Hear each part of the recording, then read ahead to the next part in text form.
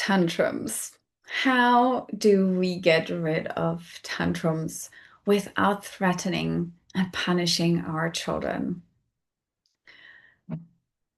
I feel that this is such a big topic for a lot of parents, probably the majority of parents. And if you are like me, if you want to meet children with deep compassion and raise them with unconditional love, without punishments and threats, with really trying to understand them, with the belief that they are innately worthy and innately good humans, then this video is for you.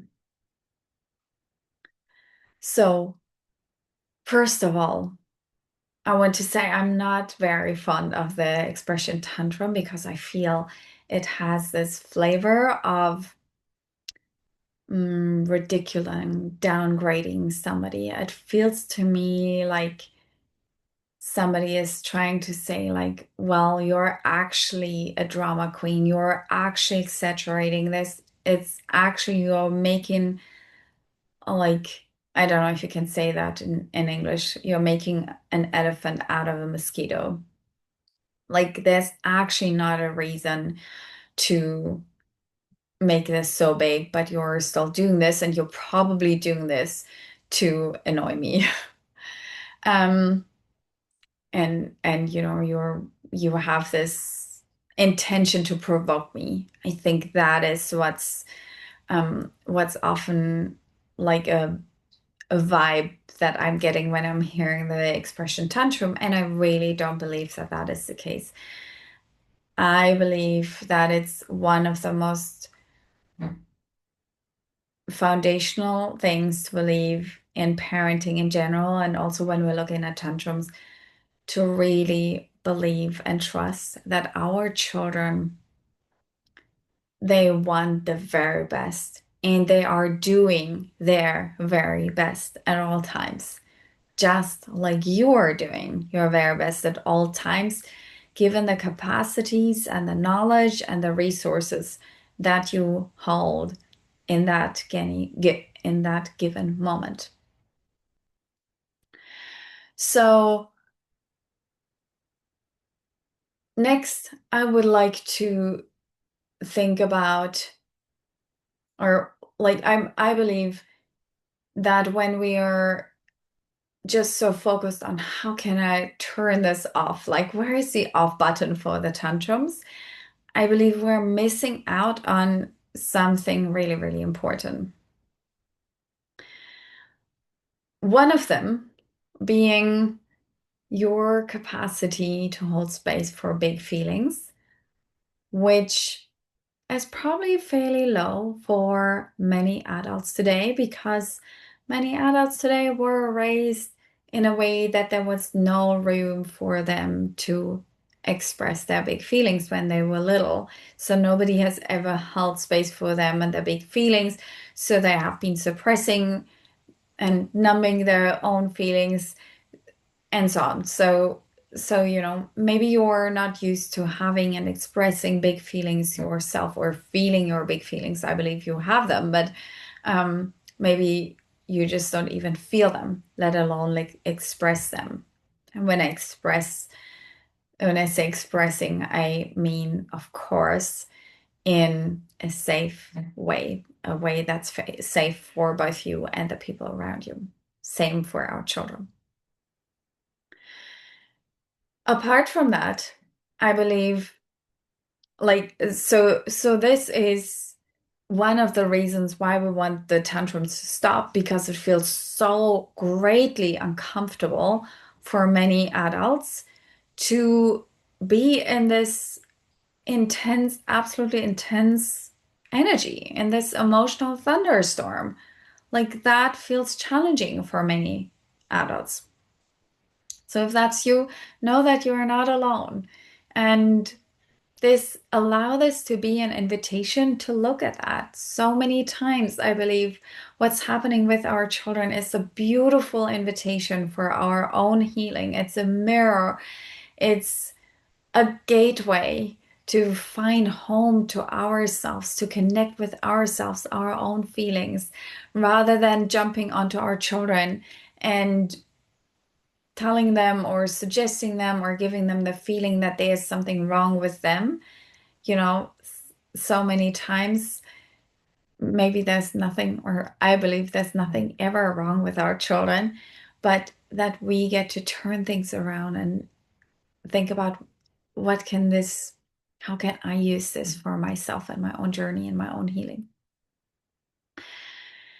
Then I believe it is really, really vital to look at now, when I've been thinking about this, I've called it the root and the roots and the reasons for the tantrum. I don't think these are really ideal expressions, but I haven't been able to come up with anything better. So I'm just going to use this for now. So when I think of the root, I think of the event, like what kind of event has or might have been there that has created this tantrum. And I will go into this in a little moment. Or this is actually what I'll talk about a lot in a short while. The other thing is the reason why, mm,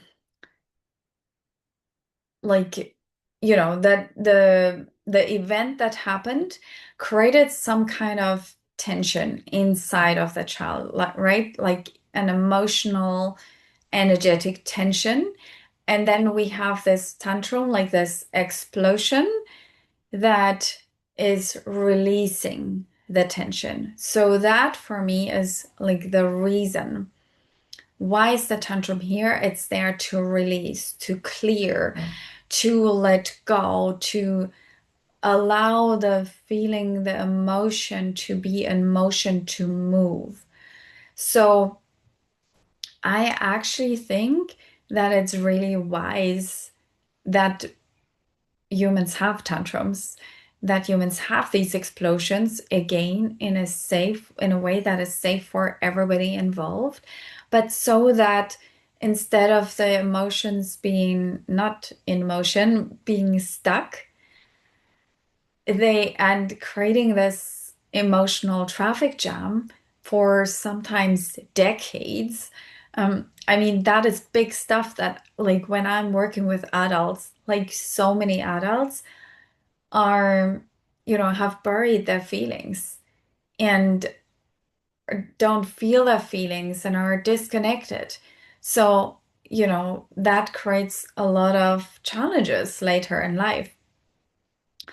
And so if you are like me and you want to raise children that don't need therapy to recover from their childhood, you might be really interested in allowing feelings to move through and all feelings to be present.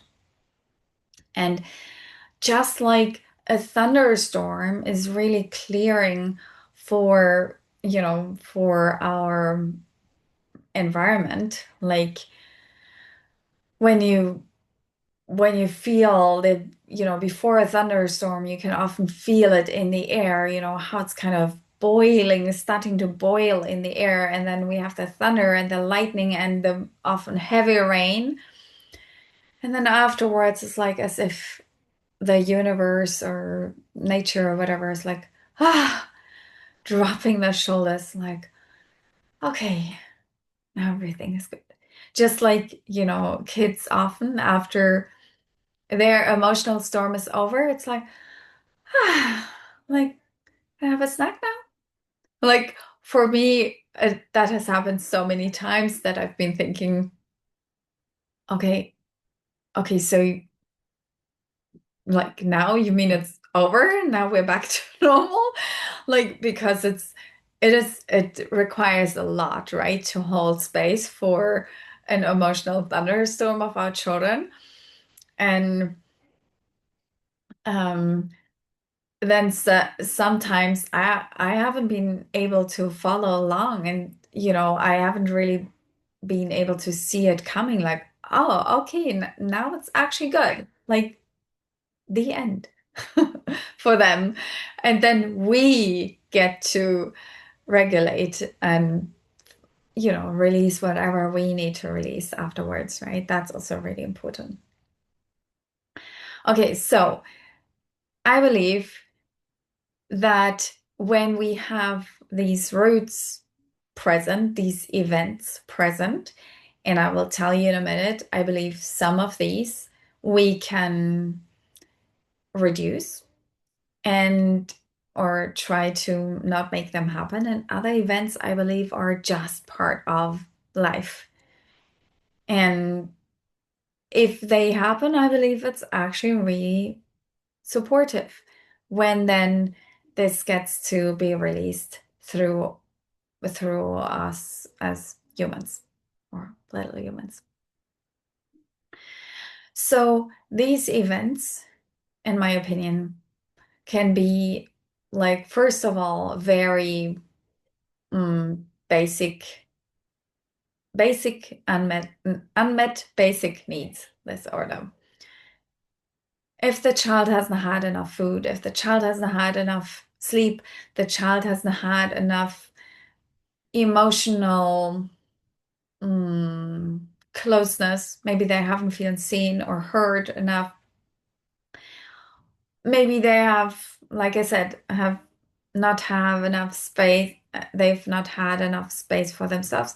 Maybe they're growing up in an environment with very few people. Maybe their emotional need of meeting more people has not met. I also want to name that.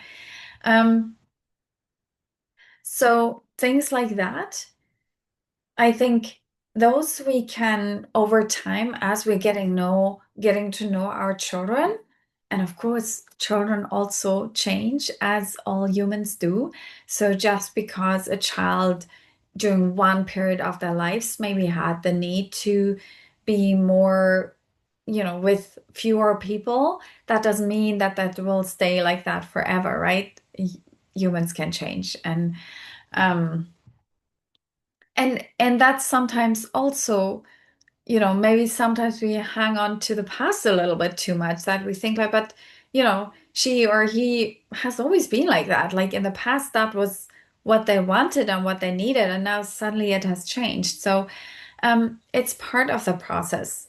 And but we can learn things about our children. And for example, some children are really, or during some periods, some children are really sensitive to eating too little. Like one of my children, for example, right now they have a time that when they are eating too little, like it it changes them completely and it has such a big impact on them. Whereas I, for example, now I'm not, of course, not in that age anymore, but there's or also other children, right? They can maybe go for longer times without eating. I mean, it's the same for adults, right? Like I know some adults, they say like, if I haven't eaten for 2 hours or if I haven't eaten breakfast yet or something, like I just cannot function or I'm whatever, they're experiencing. Whereas like I, for example, can go for a long, long time without noticing anything. I'm not saying that this is my I believe a lot of this is conditioning, my own conditioning. That's a whole other story. Um, but I just in general, right? I believe that we are different also according to human design. For example, there's different types humans who need like really, really regularly food really, really regularly, and others can go with like more spacing between the meals. And of course, we can go into depth, like what kinds of foods and so on and so on. So, I mean, I'm just saying general things here to give you some ideas what it could be like. And, I also offer group mentorship and one-on-one mentorship.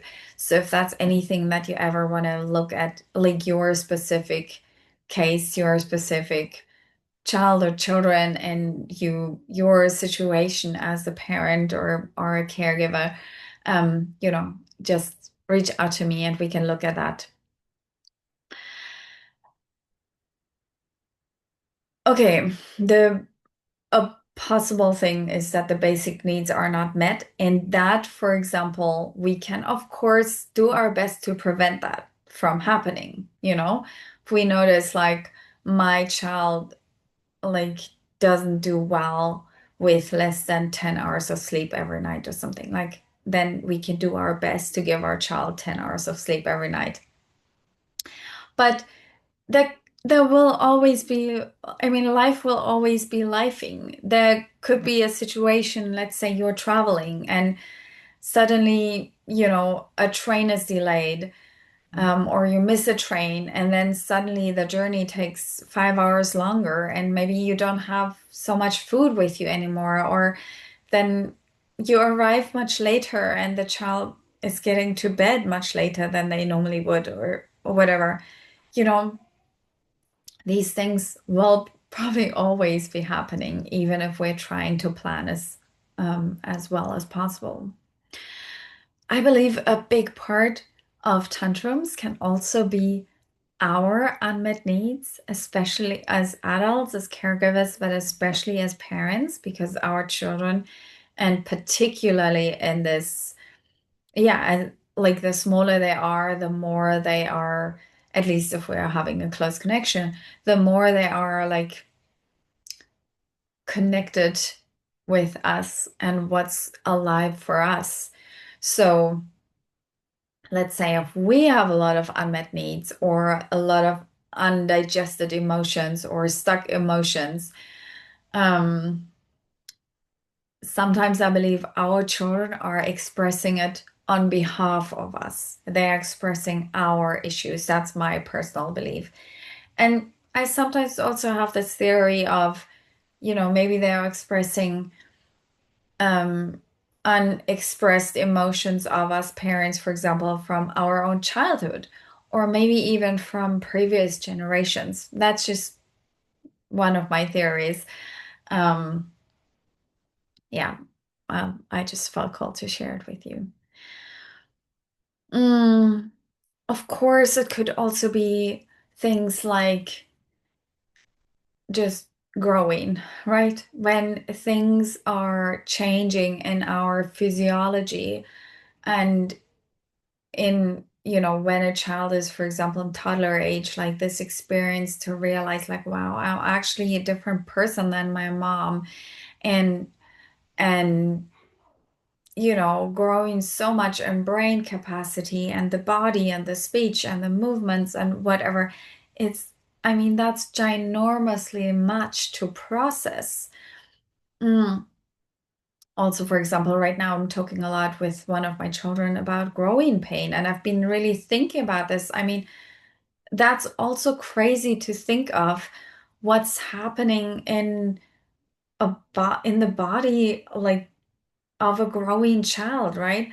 When you think about, let's say, the bone is has to grow, or all bones have to grow, and at the same time, all the muscles, all the tendons, all the ligaments, all the joints, all the blood vessels, everything has to kind of grow in like a symphony and, together. And maybe sometimes one part is not, growing at the same speed. So maybe the bone is growing a little faster than the muscle. I don't know. I mean, that's just in my mind. Maybe the bone is growing a little faster than the blood vessel or the muscle or something. And then it's like that muscle has to stretch more than it wants to be stretching or something like that. I mean, I just think it's a miracle. I just needed to throw this in because this is just I'm just in awe about the wonder of our bodies these days and many days. Anyways, so for example, when our children are growing a lot, and sometimes I think growing pains are more diffuse pains, and maybe sometimes they can't really pinpoint it, but it's just this general discomfort, maybe all limbs are hurting, and but not like, like a booming headache or a horrible tummy ache, but more like there's like discomfort and more or less the whole body. And that alone is really, really challenging. Or other changes, maybe you've been moving or traveling, or the seasons are changing, or whatever, new people are coming into the life of the child, or whatever. That could be so many different things, right? Also, it can be things that have been happening in the past of the child, maybe something during birth, or something that happened during conception or during pregnancy, like stuff like that that has never been digested, and that is like memories and feelings that are stored in the tissue of that little human that wants to be moved and released.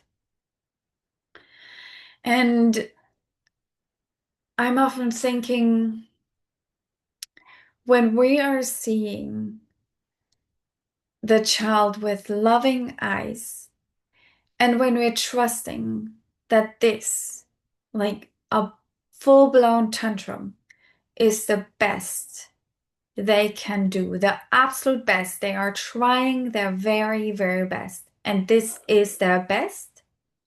It gives us a lot of information about what must be happening for them internally, how challenging it must be. If that is their best, there must be so much going on for them that is not visible for us, that they are probably not able to verbalize. And often in our busy lives, maybe we don't have capacities or the patience or the calm to actually reflect on this, to actually like pay attention to what's going on for our little humans and what the challenges could be. And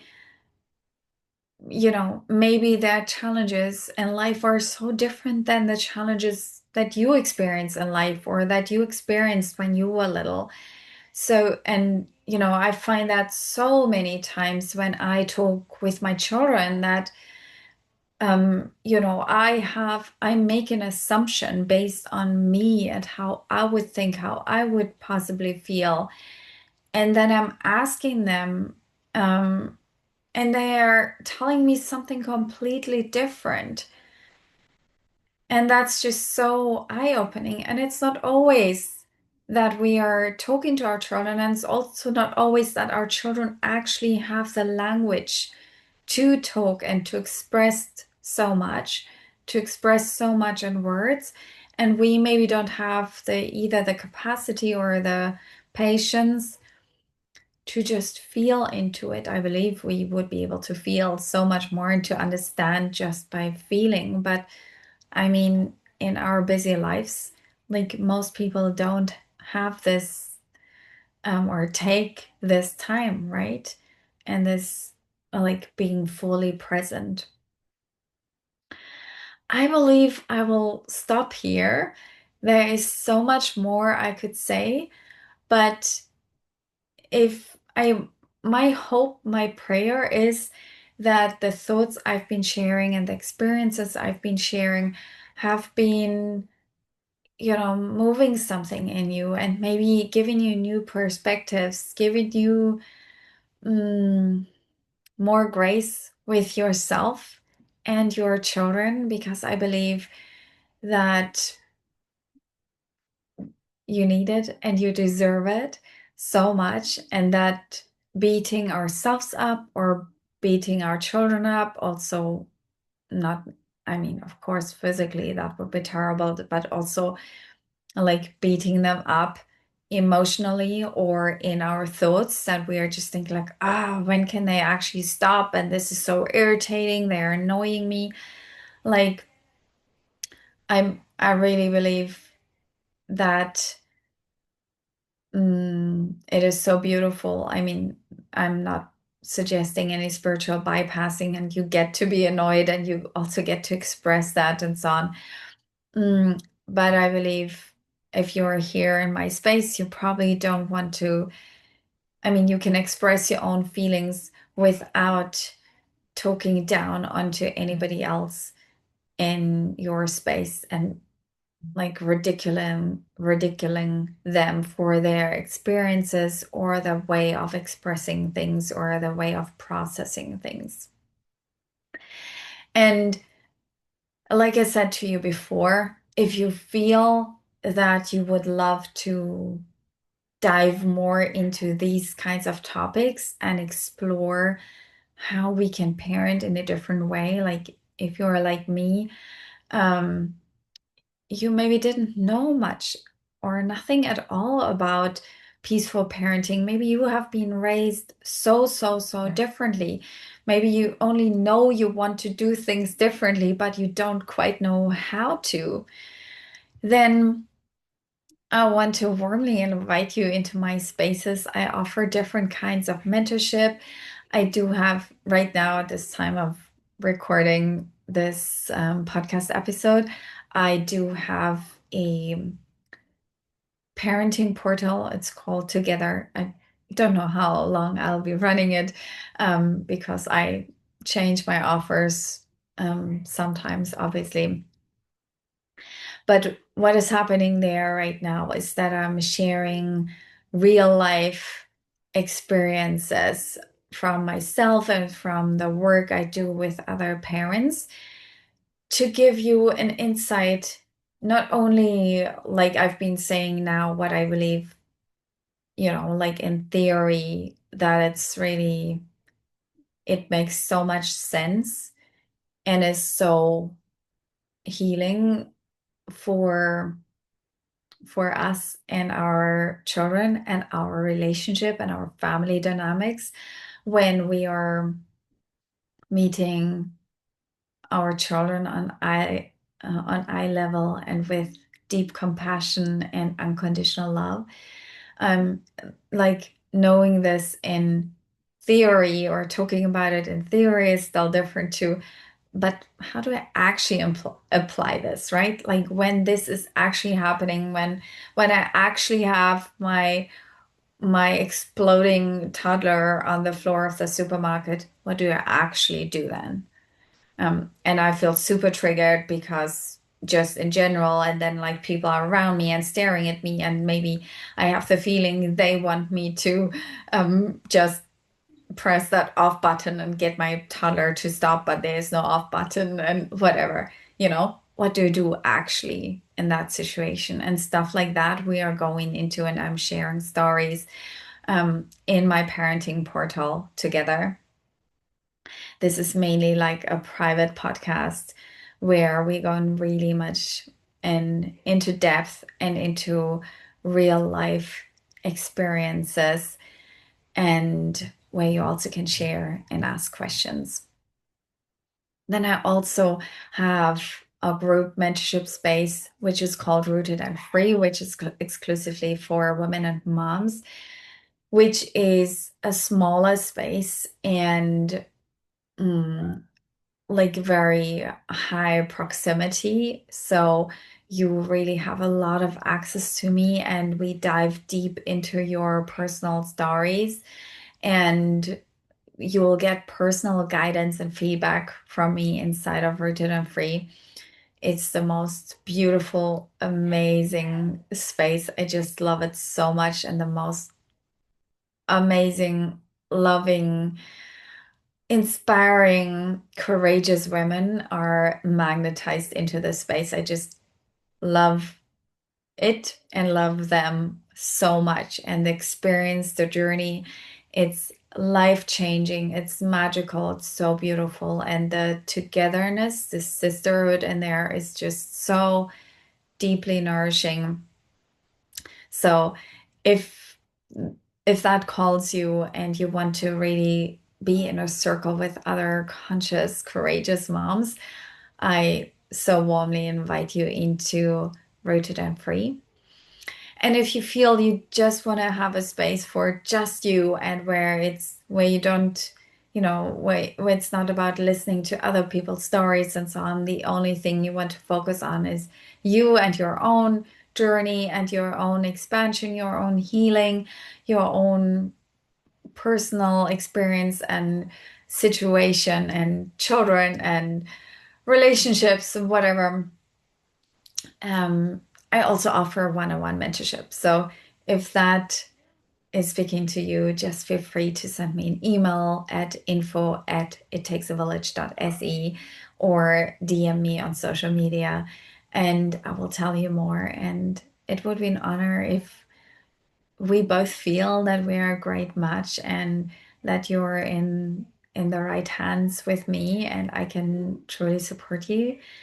It would be such an honor to welcome you inside of any of those spaces. I hope this was helpful. Feel free to comment underneath. There was one more thing that I wanted to add that I forgot to say. I believe I forgot to say it because I recorded something on Instagram before about tantrums, and I remember that I mentioned it there, but I don't think I mentioned it here. And otherwise, it's great to hear it twice as well. So, one more thing, one more reason why I believe this is so important to not just blindly wanting to erase all tantrums is because I believe it is part um, of that word maybe does sound so nice, but emotional hygiene, of really taking well care of our feelings and allowing the emotions to be in motion to move through us and our children. And I recently heard somebody talking about Dr. Gabor Mate. He used to be a family practitioner and he apparently could tell really well in advance who who of his patients would get really sick later on in life because he could see this pattern that when there was people who really would sacrifice themselves a lot and swallow their emotions and always put others first and so on, they would often get sick later on because we are just it's just all connected, right? And so tending to our emotional well-being and the emotional well-being of our children is part of healthcare. So there are so many different reasons for maybe even befriending tantrums and yeah, finding different ways how to hold space for big feelings. And as I said before, if you want more personal support, how to do this and what exactly the situations is like, I'm here for you. Yeah, so feel free to leave me comments, DM me or email me if you have any questions. I'd love for you to like this video, to share this video, of course, only if you really liked it, and to subscribe to the channel. That also really helps me so much, and it honestly means the world to me. And I'm so glad that you're here. I would love to welcome you in my other spaces. Now you got to know a lot about me, or a little bit at least, and I'd love to meet you as well. So feel free to say hi on social media or to join any of my group spaces. It would be a delight and an honor to have you there and to meet you. You are making this world a better place by breaking generational cycles and connecting with your inner knowing, with your inner guidance to allow emotions to move through and to see your children with loving eyes and raise them with unconditional love. That is so incredibly precious. See you next time.